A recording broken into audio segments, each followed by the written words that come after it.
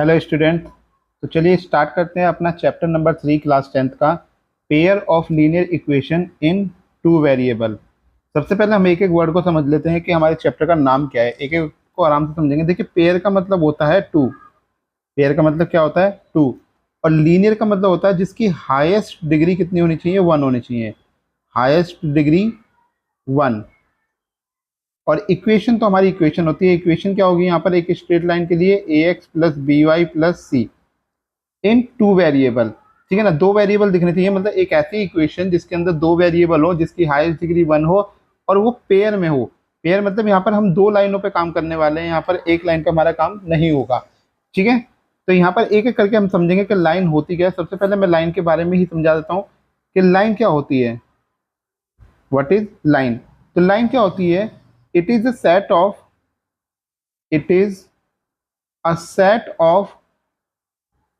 infinity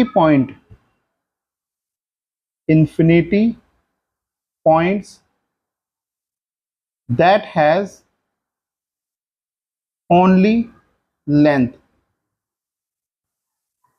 not width। यानी कि हमारी लाइन क्या होती है? हमने एक लाइन यहाँ पे ड्रॉ करी, मान लीजिए हमारी लाइन है। ठीक है ना, अब ये जो लाइन है, इस लाइन के ऊपर इन्फिनिटी पॉइंट हमें देखने के लिए मिलेंगे। कहीं पर भी आप बनाओगे, ये सारे पॉइंट हमारे पास में क्या है? बहुत सारे पॉइंट ऐसे दिखते हुए मिलेंगे आपको, जिससे क्या होंगे? इन्फिनिटी पॉइंट होंगे। और ये लेंथ कैसी होगी? And it can extend in both direction. ये दोनों डायरेक्शन में क्या कर सकती है? एक्सटेंड हो सकती है। एक्सटेंड का मतलब क्या होगा? आगे बढ़ना। यानी कि ये दोनों डायरेक्शन में क्या कर सकती है? आगे की ओर बढ़ सकती है। इसी को हम लोग क्या कह देते हैं यहाँ पर? अपनी लाइन कह देते हैं। ठीक है, दूसरी हम लोग यहाँ पे बात करते हैं लाइन सेगमेंट की। सेकंड हम बात क्या कर रहे हैं? Line segment. अब ये लाइन सेगमेंट क्या होता है? तो लाइन सेगमेंट क्या है? It is a part of line. It is a part of line which have two fixed point। यानी कि ऐसी कोई भी रेखा का जिसका एक टुकड़ा हमने काट के निकाल लिया। लाइक मैंने ये लाइन हमारी चल रही है, यहाँ पर हमने एक पॉइंट ये ले लिया ए और एक पॉइंट ले लिया बी, और इस पीस को क्या करा? यहाँ तक कट कर लिया। इस पीस को हमने क्या करा? यहाँ तक कट कर लिया। तो हमारे पास में क्या मिलेगा? कुछ इस तरीके से हमें लाइन देखने के लिए यहाँ पर मिल जाएगी। ये हमारा ए पॉइंट है, ये हमारे पास में क्या है? इसका बी पॉइंट है। तो हमें यहाँ पे दो पॉइंट देखने के लिए मिल रहे हैं, ए और बी। तो इस पार्ट को हम लोग यहाँ पे क्या कहेंगे? लाइन सेगमेंट कहेंगे। क्या कहेंगे इसे हम यहाँ पर? लाइन सेगमेंट कहेंगे। ठीक है, तो आपको लाइन और लाइन सेगमेंट समझ में आ गया। नाउ द इक्वेशन की बात कर लेते हैं हम। इक्वेशन ऑफ लाइन क्या होती है हमारे पास में? इक्वेशन ऑफ लाइन, ठीक है, ये जनरल इक्वेशन है इसकी, जनरल इक्वेशन ऑफ लाइन। तो लाइन की जो जनरल इक्वेशन होती है वो होती है a x plus b y plus c is equal to 0। This is the general equation of the line. ये हमारी लाइन की कैसी है? जनरल इक्वेशन है। अब यहाँ पर ध्यान रखिएगा, जो चैप्टर हम पढ़ रहे हैं उसमें हमने पढ़ा किस बारे में? कि हमारी जो इक्वेशन होनी चाहिए उसमें दो वेरिएबल दिखने चाहिए। इक्वेशन में कितने वेरिएबल होने चाहिए? दो वेरिएबल होने चाहिए। तो देखिए, दो वेरिएबल क्या क्या है हमारे पास में? एक एक्स और एक वाई। इक्वेशन में दो वेरिएबल दिख रहे हैं। दूसरा, इक्वेशन कैसी होनी चाहिए? लीनियर होनी चाहिए। दूसरा पॉइंट हमारे पास में क्या है? कि इक्वेशन लीनियर होनी चाहिए। लीनियर का मतलब क्या होता है यहाँ पर? कि जिसकी डिग्री क्या हो? 1 हो। यानी कि आप एक्स पर देखोगे वहां पर भी डिग्री 1 दिख रही है, वाई पर देखोगे वहां पर भी डिग्री क्या दिख रही है? इस इक्वेशन में 1 दिख रही है। दोनों जगह हमें क्या दिख रही है? यहाँ पर 1 दिख रही है। तो यहाँ पर हमारे पास पता लग गया कि हमारी इक्वेशन ऑफ लाइन क्या हो गई? A x plus b y plus c equal to 0। लेकिन हमें कहा गया था पेयर ऑफ इक्वेशन की अगर मैं बात करूं तो पेयर ऑफ इक्वेशन हमें क्या देखने के लिए मिलेंगी? Pair of equation. तो a1x plus b1y plus c1 equal to 0 और a2x plus b2y plus c2 equal to 0। So this is our pair of equation. ठीक है ना, यहाँ पे क्या है? Pair of equation. अगर हम लोग यहाँ पर बात करें कॉफिशिएंट ऑफ एक्स को लेकर, कॉफिशिएंट ऑफ एक्स, सिर्फ मैंने एक्स बोला है तो मतलब मैं जाऊंगा जनरल इक्वेशन के लिए। ठीक है ना, एक्स का कॉफिशिएंट क्या है? कॉफिशिएंट क्या होता है? कि जो भी वेरिएबल हमें दे रखा है, वेरिएबल के आगे आने वाले कांस्टेंट नंबर को जो उसके साथ मल्टीप्लाई में रहता है, उसको हम उसका क्या कहते हैं? कॉफिशिएंट कहते हैं। ठीक है, तो यहाँ पर क्या हो कोफिशिएंट हो जाएगा इसका ए हो जाएगा। और कोफिशिएंट ऑफ वाई की अगर हम बात करें यहाँ पर कोफिशिएंट ऑफ वाई, वाई के कोफिशिएंट की बात करें तो वो क्या है, यानी कि वाई के आगे आने वाला नंबर यानी कि बी हमारा, तो यहाँ पे हमारे पास क्या हो जाएगा बी हमारा हो जाएगा कोफिशिएंट ऑफ वाई। तो ऐसे अपने लोग क्या निकाल सकते हो कोफिशिएंट निकाल सकते हो, आप किसी भी इक्वेशन में ऐसे निकाल सकते हो, चाहे आप क्वाड्रेटिक पढ़ रहे हो, चाहे आप लीनियर पढ़ रहे हो, चाहे आप पॉलिनोमियल पढ़ रहे हो, किसी का भी कोफिशिएंट ऐसे ही निकाला जाता है। ठीक है, क्लियर है। नाउ बात कर लेते हैं हम लोग पेयर ऑफ इक्वेशन के बारे में, एक सेकेंड, ठीक है, सॉरी पेयर ऑफ इक्वेशन तो हो गया, टाइप्स ऑफ इक्वेशन के बारे में बात कर लेते हैं। टाइप्स ऑफ इक्वेशन कि हमारी कौन कौन सी टाइप की इक्वेशन होती है। तो देखिए यहाँ पे सबसे पहली टाइप जो आता है वो आता है हमारे पास में इंटरसेक्टिंग लाइन। सबसे पहले कौन सा आता है हमारा,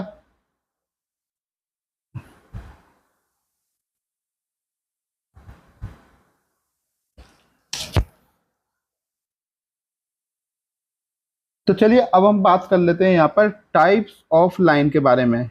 टाइप्स ऑफ लाइन याद रखिएगा, पेयर ऑफ इक्वेशन पढ़ने तो पेयर पे ही बात करेंगे। यहाँ पर सबसे पहली जो हमारा टाइप आता है इसमें वो आता है इंटरसेक्टिंग लाइन। सबसे पहला हमारा कौन सा आता है, इंटरसेक्टिंग लाइन। अब ये इंटरसेक्टिंग लाइन क्या होती है, two lines which intersect to each other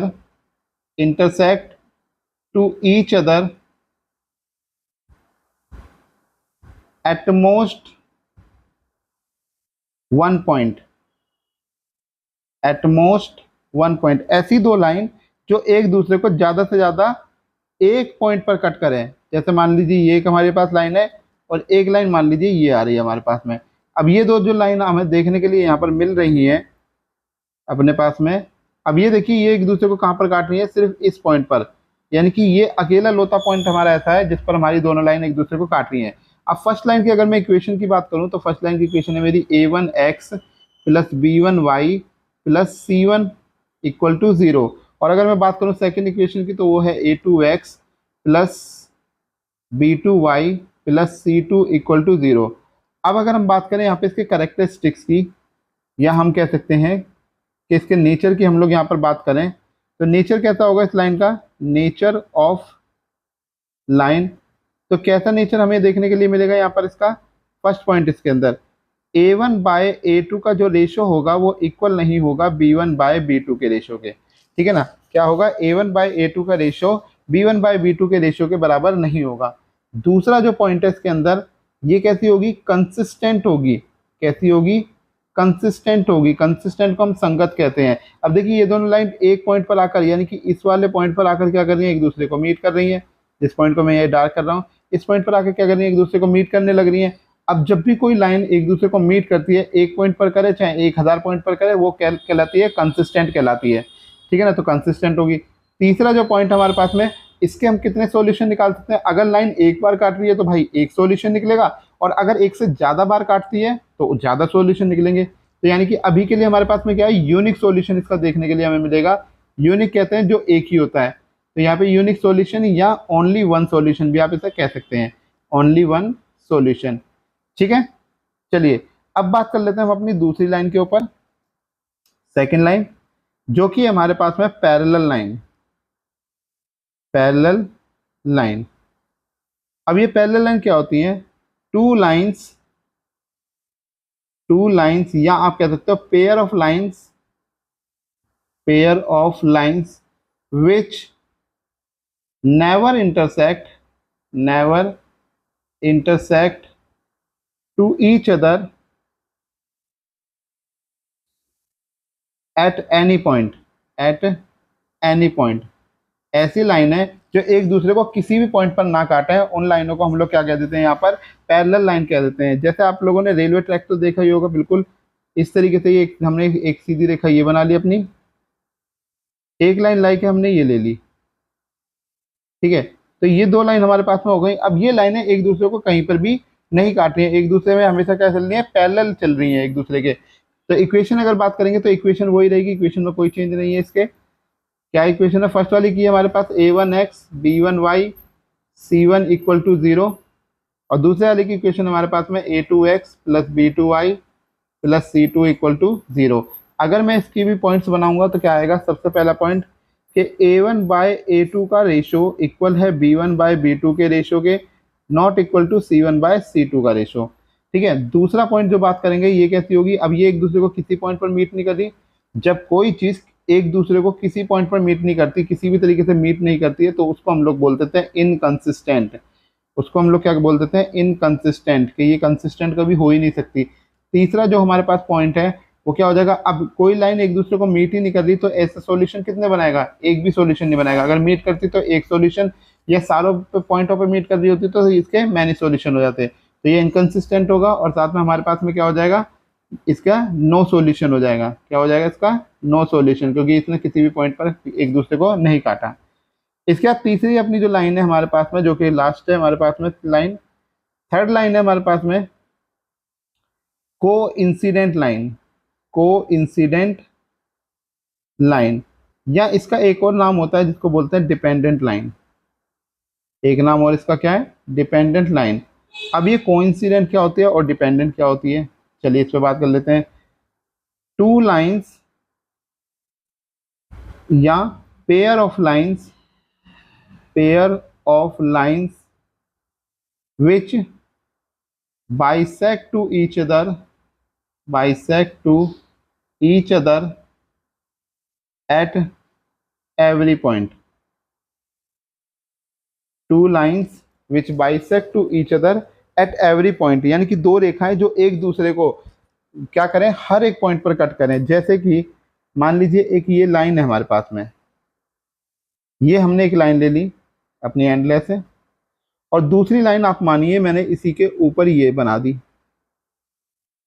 ठीक है, ये दूसरी लाइन हो गई, इसी के जस्ट ऊपर है, मैंने थोड़ा सा आगे एरो इसलिए दिखाया ताकि दो लाइनें दिखाई दें। ठीक है, तो अब देखिए लाइन हमारी क्या है, कई सारे पॉइंटों पर काट रही है, यहाँ भी काट रही है, इस पॉइंट पर भी, इस पर भी, इस पर भी, इस पर भी, ऐसे बहुत सारे पॉइंट यहाँ पर क्या बन रहे हैं, इसके देखने को मिल रहे हैं। तो अगर इसकी बात करेंगे हम यहाँ पे, तो फर्स्ट पॉइंट ये क्या बनाएगा अपना, कि A1/A2 का रेशो इक्वल है B1/B2 के रेशो के, इक्वल टू C1/C2 का रेशो। दूसरा जो पॉइंट है, अब ये लाइन तो हर पॉइंट पर काट रही है, हर पॉइंट पर इसके साथ में, तो इसको बोलेंगे हम कंसिस्टेंट लाइन। कैसी लाइन होगी हमारे पास में, कंसिस्टेंट होगी। और जो तीसरे पॉइंट की हम लोग यहाँ पे बात करें, तो इसके कितने सॉल्यूशन निकल सकते हैं, इसके मैनी सॉल्यूशन निकल सकते हैं। कितने निकल सकते हैं, infinitely, infinitely many solution, infinitely many solution. कितने निकल जाएंगे इनके, मैनी सॉल्यूशन इसके आ जाएंगे। ठीक है, तो ये बेसिक बातें थी हमारी किसके बारे में, लाइन के बारे में, कि लाइन हमारी किस तरीके से होती है। अब बात कर लेते हैं कुछ हम अपनी ग्राफ को लेकर, आगे की बात किस पर कर लेते हैं हम अपनी ग्राफ को लेकर, ग्राफिकल रिप्रेजेंटेशन की बात करते हैं यहाँ पर, ग्राफिकल रिप्रेजेंटेशन। देखिए इस वीडियो के अंदर हम सिर्फ इंट्रोडक्शन ही करेंगे, अगली वीडियोस में हम इसके क्वेश्चन भी अटेंड करेंगे अच्छी तरीके से। तो ग्राफिकल रिप्रेजेंटेशन में हमारे पास में क्या है, हमने ली अपनी दो लाइन है, एक लाइन हमारे पास ये हो गई, ठीक है, और दूसरी लाइन हमने ये बना ली इसकी, ये हो गई हमारे पास। ठीक है, हमने क्या ले ली, इसकी दो लाइनें ले ली। अब देखिए इन दो लाइन के अंदर हमारे पास में क्या है, ये जो सेंटर में पॉइंट हमें दिख रहा है यहाँ पर, ये जो सेंटर में पॉइंट है, इस सेंटर वाले पॉइंट को हम लोग कहते हैं ओरिजिन, जिसको मूल बिंदु भी कहा जाता है। ये क्या हमारा ओरिजिन। ये जो एक्सिस है हमारे पास में, जो ऊपर की तरफ दिख रही है, जिसे हम वाई एक्सिस कह रहे हैं, इसको वाई एक्सिस कह सकते हैं, या इसको हम कहते हैं वर्टिकल एक्सिस। क्या कह देते हैं हम इसको, वर्टिकल एक्सिस। और जो नीचे वाली ये लाइन है, इसको बोलते हैं हम एक्स एक्सिस, या कह सकते हैं इसको दूसरी भाषा में हॉरिजॉन्टल एक्सिस, हॉरिजॉन्टल एक्सिस। अब देखिए जिस पॉइंट पर दोनों लाइनों ने एक दूसरे को कट किया है, इस पॉइंट पर क्या कर रही हैं, दोनों लाइनें एक दूसरे को कट कर रही हैं, उस पॉइंट का हमने नाम क्या दे दिया, ओरिजिन नाम दे दिया, कि भैया दोनों लाइनें इस पॉइंट से कट होते हुए आ रही हैं। साथ में क्या हो रहा है, इनके काटने की वजह से, इनके काटने की वजह से इसमें चार पीसेस बनते, एक, दो, तीन और एक चार। ये जो चार पीसेस इसमें डिवाइड हुए हैं, इन चार पीसेस को हम लोग क्या कह देते हैं यहाँ पर, क्वाड्रेंट के नाम से जानते हैं। क्या जानते हैं हम लोग यहाँ पर, इनको क्वाड्रेंट के नाम से जानते हैं। अब ये जो फर्स्ट कटा तो इसको बोला फर्स्ट क्वाड्रेंट, सेकंड वाला कटा तो इसको बोल दिया सेकंड क्वाड्रेंट, थर्ड वाले में थर्ड क्वाड्रेंट, और फोर्थ वाला हमारा फोर्थ क्वाड्रेंट। क्वाड्रेंट का मतलब होता है 1/4, यानी कि एक चौथाई हिस्से को हम क्वाड्रेंट कहते हैं, ठीक है ना। तो ये फर्स्ट क्वाड्रेंट है, ये सेकंड है, ये थर्ड है, और ये हमारा फोर्थ है। अब फर्स्ट क्वाड्रेंट के अंदर अगर हम लोग बात करें तो यहाँ पर चाहे आपकी एक्स की वैल्यू आए, यानी कि कोऑर्डिनेट ऑफ एक्स आए, चाहे कोऑर्डिनेट ऑफ वाई आए, दोनों के दोनों आपको कैसे मिलेंगे, पॉजिटिव मिलेंगे। लेकिन सेकंड क्वाड्रेंट में अगर मैं बात करूं तो यहाँ पर हमें जो होगा एक्स की वैल्यू हमें नेगेटिव मिलेगी और वाई की वैल्यू होगी हमारी पॉजिटिव। थर्ड क्वाड्रेंट में हमारे पास में जो एक्स है वो भी नेगेटिव रहेगा और वाई भी हमारा कैसा होगा, नेगेटिव रहेगा। फोर्थ क्वाड्रेंट में हम बात करें तो एक्स हमारा पॉजिटिव और वाई हमारा कैसा होगा, नेगेटिव होगा, ठीक है। तो ये बातें आपको यहाँ पर क्या रखनी है, ध्यान रखनी है कि हमारे एक्सिस के अंदर क्या क्या होते हैं, किस जगह पे हम पॉइंट होते हैं।